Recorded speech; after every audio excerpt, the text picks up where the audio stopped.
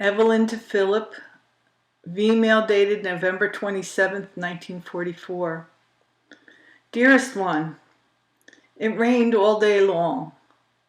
My mother and dad had to go to court today, and I had decided to go to work as Ruth was expected home from school early.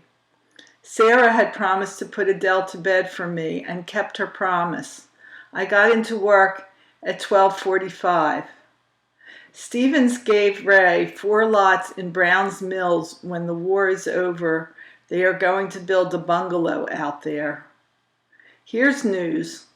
Richie Lieberman is back in the States after 3 years of overseas service. His APO before he got back was 637, your original number. Funny, isn't it?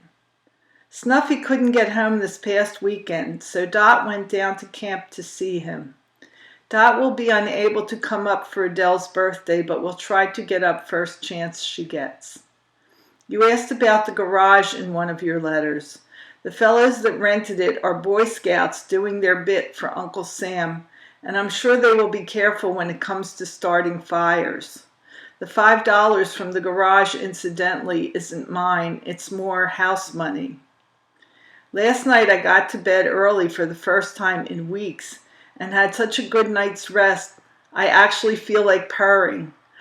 I wrote to both Milt and Sid today before going to work, and I hope to get a letter off to Jack N. within the next few days, and I shall enclose your letter regarding your post-war plans. Gee, honey, in just about 5 weeks, 1944 will be a thing of the past. A year that I choose to forget forever. I sincerely hope it will be the only entire year we shall ever be separated again. Guess that proves that I'm expecting to see you in 1945, but I have a feeling that a good part of 1945 will pass before we can even contemplate a reunion. I learned a lot in 1944 that I shall never forget either, but each year always brings something in the way of knowledge. Adele is playing in the living room with her doll and doll carriage. She looks cute in her royal blue corduroy overalls and powder blue long-sleeve jersey. When nighttime comes, Adele informs me that it's too dark outside. It's a bit past 7:30. No doubt you are fast asleep, and it's time to bathe Adele and get her to dreamland. You ought to hear her sing, "Zing, zing, zing went the trolley," and "Happy birthday to you." She's so cute about everything. Sometimes I almost take a bite out of her. I sure do wish I could bite into you, sweet, for there is nothing I'd like better. I adore you, honey, and am your Ev. Philip to Evelyn, 27 November 1944. Ev, dearest, at last, 4 lovely letters from you just arrived. They are your letters of 1 and 5 November and your V-mails of the 12th and 13th. I'll start right off by answering your letter of the 1st November. This one told me all about that new lumberjack dress that so puzzled me when you mentioned it in a later letter. Sounds nice, honey. Wear it well. How about a picture, huh? Notice how close I'm writing? That's because I know this is going to be a real longie and I don't want the envelope to bulge. You say that you are having trouble sleeping these nights. That's bad, sweet. But since I don't know what it is that's keeping you awake, I don't know what to tell you to correct the condition. Sorry the mail is being held up again, Chippy, and I can certainly feel for you, but don't let it get you down. I'm trying to do my best to write daily, although it isn't always easy to do so, and I must say I haven't missed very often in these past few weeks. What surprised me no end was that you said nothing to indicate that Eddie is home. Surely he must have arrived by the 12th or 13th, when you wrote your V-mails. I can't understand it, unless you mentioned it in a letter I have yet to receive. So much for your letter of the 1st. Now I pick up your letter of the 5th, And what do I see? I see 5 closely typed pages. Now that's what I call a letter. Too bad though, baby, that the subject matter couldn't have been happier. I guess you know, sweet, that you have posed me a pretty stiff problem. I've thought over carefully everything you said, and I'm now ready to tell you what I think about the whole distressing business and what course of action I would propose. But first, a few words about your unfavorable reaction to my post-war plans. Your reply to my suggestions was a very definite no. Then you go on to say that you, quote, detected a million flaws in the idea, end quote. Then you expound on one of the flaws, namely that, quote, do you for 1 minute think I would sleep in a boarding house with Adele, end quote. No, baby, I didn't for 1 minute consider that it would be necessary for you to do so. And I'm not thanking you for putting words in my mouth, either. I'm sure you will agree that there are at least a few readily apparent ways to correct your so-called, quote, flaw, unquote. But I must say, Chippy, that I'm disappointed that you chose to make an issue of this particular point. I can't help feeling that you will be highly intolerant of any discomfort you may be called on to put up with temporarily while I am trying to, quote, get ahead in the world, end quote.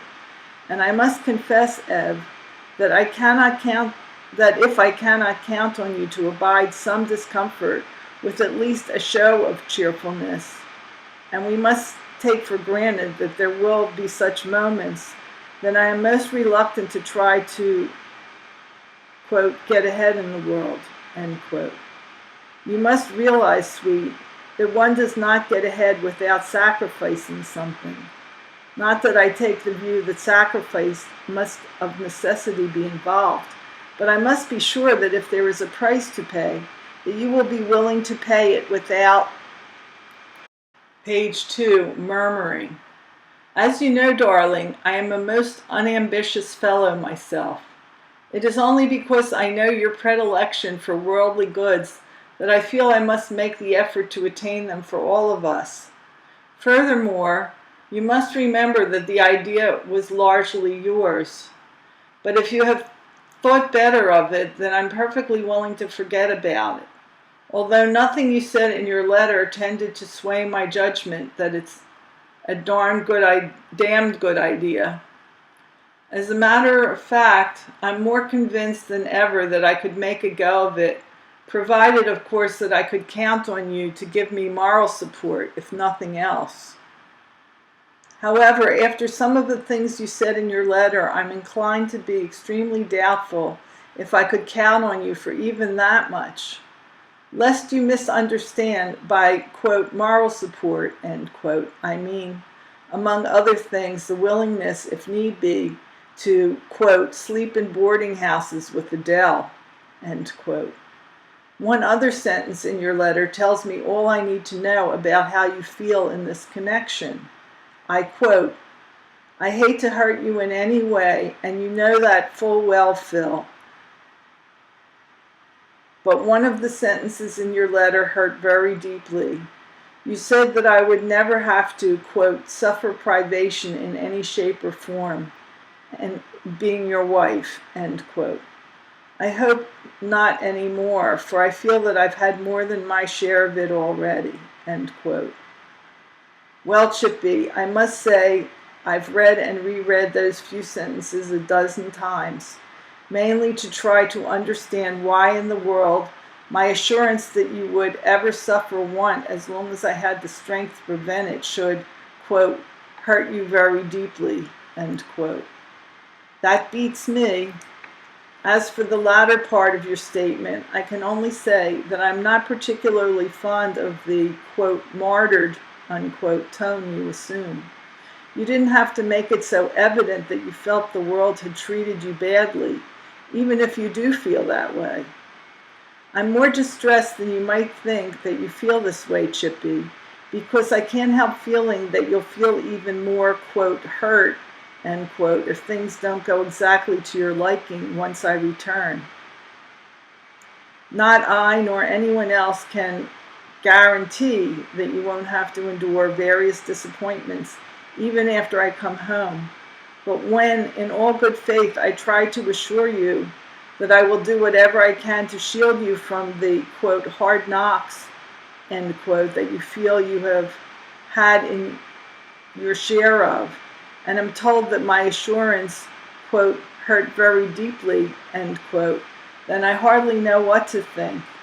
I get the distinct impression that your attitude is, in effect, quote, all right for you if I ever suffer again, end quote. I've tried to read some other meaning into your words, baby, but I can't. Can you blame me then that I resent and am frightened by your expectation that I guarantee your future happiness? I shall do my best toward that end. You know that, sweet. But if I fail in some measure of attaining utopia, I reserve the right to hope that you will be as sporting about it as a good wife should. You must learn, my darling, to take the hard knocks of life with equanimity and tolerance, and never cease being, page 3, thankful for the smallest blessing. That way, and that way only, lies true happiness.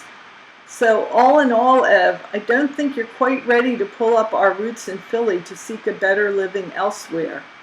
I never dreamed that you were so fearful of your comfort that out of the, quote, million flaws, end quote, you mentioned, you chose to give that one.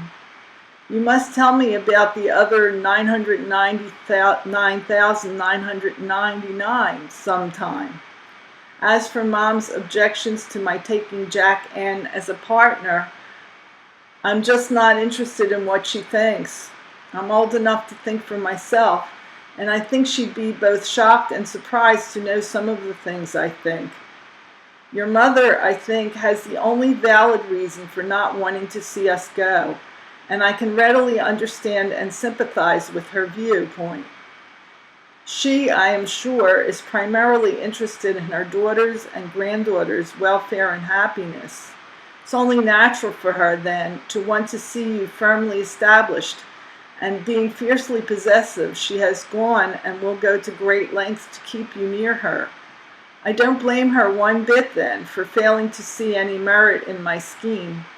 To her, your security lies in being near her, so that come what may, she can do her best by you. I love and admire your mother, Ev, and will always remember and be grateful for the fact that it was she who gave me the most precious things in my life. I need hardly enumerate them, but lest you think I'm not properly appreciative, I will enumerate them by way of acknowledgement. 1, you. 2, the means that made it possible for me to marry you. 3, a home for myself, my wife, and my family, even if the last were incidental. 4, all the joys that have been mine as a result of my marriage and my home. So you see, darling, I owe your mother a great deal, more perhaps than I shall ever be able to repay her. Moreover, did I but think for a minute that she would lose anything by our departure from 4906, I wouldn't even consider leaving. I think I once promised that I would live in 4906 as long as she wanted me to, nor do I intend to go back on that promise if she chooses to hold me to it. Hell, I don't consider that I'm doing her any great favor by living there. Rather, I know that it is most generous of her to want me to continue to do so. Fortunately, I am not so blind to realities as my own family seem to be.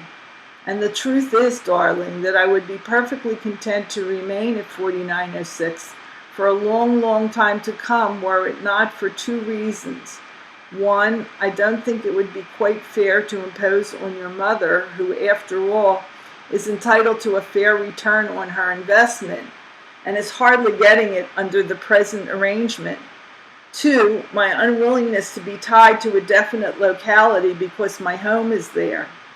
Not yet, anyway, while I still don't know where my opportunity or living is. If on returning home I can find a decent job in Philly, or if you can be content with what I might make at Sharp and Dome, then I would be content. No, I would, page 4, be happy to make 4906 my home. I would even want to buy it if your mother could see her way clear to sell it.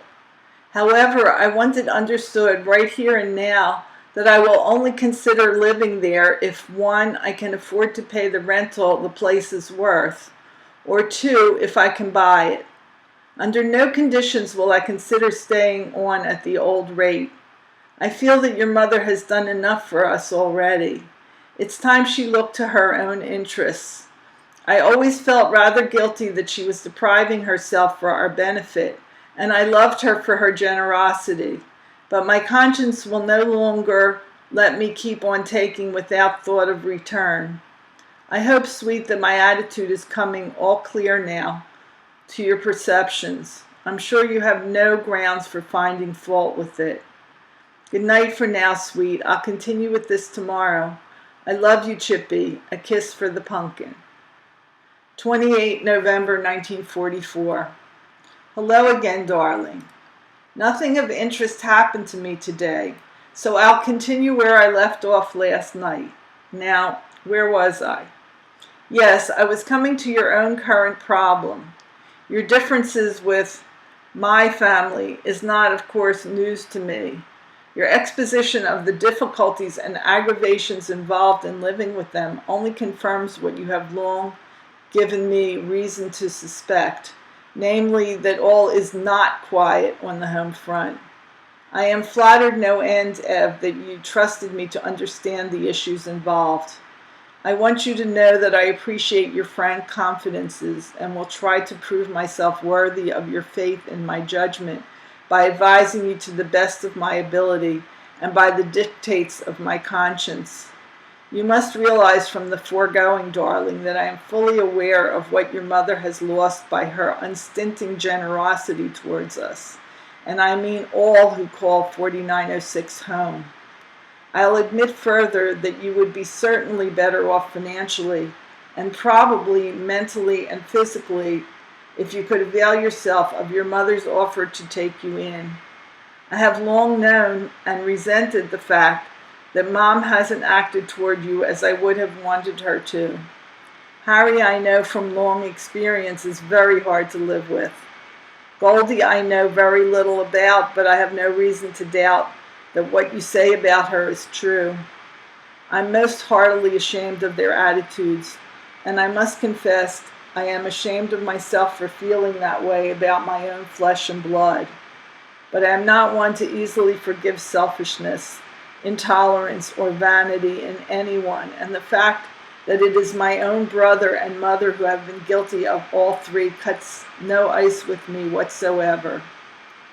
If they, page 5, individually or collectively were so indifferent to the needs and wants of their son's and brother's family that they practically ignored the interests of his family where it did not concern their own precious selves, then they can hold no brief with me that I am not interested in their welfare. Remember, honey, that all-important if.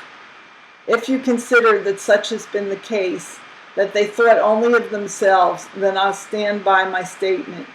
Their failure to appreciate that your mother is giving them, as well as you, the best break she can, is unfathomable to me. The answer which I must in all conscience give you then, as much as I deplore the necessity for it, is, yes, move in with your mother. I'm sure that Mom can pay her own way if she moves in with Harry and Goldie, so my conscience is clear on that point. The way you must do it is this. You must announce your decision to move to your mother's place. You can tell them in all truth that you feel Adele will have more freedom of action there, that you yourself will not be so tied down, nor will you be burdened with house cleaning, and that you will be able to save more money against the day I come home. Tell them that they are perfectly welcome to remain at 4906, but that they will have to pay a rental of $50 per month. If your mother thinks it ought to be more, tell her that I myself would rather pay the difference, either monthly or in a lump sum when I come home. Tell them that you don't think it would be fair to your mother to accept anything less than a decent rental, and that they shouldn't expect otherwise. That you may leave to their consciences, and I think they cannot fail to see the justice of that. Tell them that you would not hold it against them if they preferred to find other quarters, that the house would be rented in any case. You may also tell them that your mother told me what she proposed to do, and that I agreed that it would be best for all concerned if you went to live with your family. There must not be bitter words, however strong the impulse be to utter them, neither from you nor your mother. That much I ask you to do for me. If any of my family feel called upon to indulge in argument, I don't believe they'll stoop to abuse, but God help them if they do. Just tell them that there's nothing to argue about, that you refuse to argue about it, and that I, as well as you and your mother, feel perfectly justified in taking this step. I think that's plain enough, no? For the rest, you can move anytime you see fit, but page 6, give them a week or two to decide what they want to do and to find another place if they prefer to move. Take what furniture you'll need and put the rest in storage. Well, Chippy, you asked me what I thought you ought to do, and I've told you as best I know how. The rest is up to you and your mother. Good luck, honey. God grant that my advice is the right advice, and that He send me home to you soon so that I may actively work to the best interests of all of us. One more thing. I have not said how deeply I am hurt by Mom's unthinking behavior and by her apparent coldness to you, my wife. God knows if anyone should be grateful to you and love you, she should, if only because you are my wife and the mother of her granddaughter, but even more so because you have ever made her lot easier by doing the work that she herself would have been forced to do in keeping house for Jack and Harry and me. Do not feel badly that she says and does things which give you the impression that she's sorry you married me. That, I think, is mostly my fault. She probably resented the fact that all the love and attention I showed her before I met you was lost to her when you came into the picture. Being a woman, she probably missed those attentions, and instead of placing the blame where it belonged, on me, woman-like, she blamed you. Try to understand her viewpoint, Chippy. Please be kind to her, even if you don't feel that she is deserving. She has always had the benefit and guidance of a strong hand, and I suspect that she is rather lost without it. It hurts me far more than you might think that I must, in a manner of speaking, tell her to go to live with Harry and Goldie, and it is only my determination that I will not allow her thoughtlessness to impede your and Adele's happiness that gives me the strength to advocate the course I have. At that, it's like tearing off a piece of my heart. Whatever her faults and weaknesses, I shall always love my mother, and it will always hurt me to see her hurt. Therefore, I must ask you as a favor to me, page 7, F baby, to break the news to her as gently as you can. Once I am home, where I can act as a sort of buffer between you, I know that we will all be able to live together in harmony and will welcome the chance to prove it. When I hear from you that you have told her of your plans, I will write to assure her that she will always be welcome to live with us if she is so minded. I don't expect her to understand why I have agreed to this, but I shall be desolated if she feels any bitterness toward me on account of it. I'll have to take that chance. There is much more I could say, darling, were it not for the fact that it is so late and I am so tired, and that my heart is so sore within me. God bless you, my angel. I love you so much. My dearest love to my adored Pumpkin.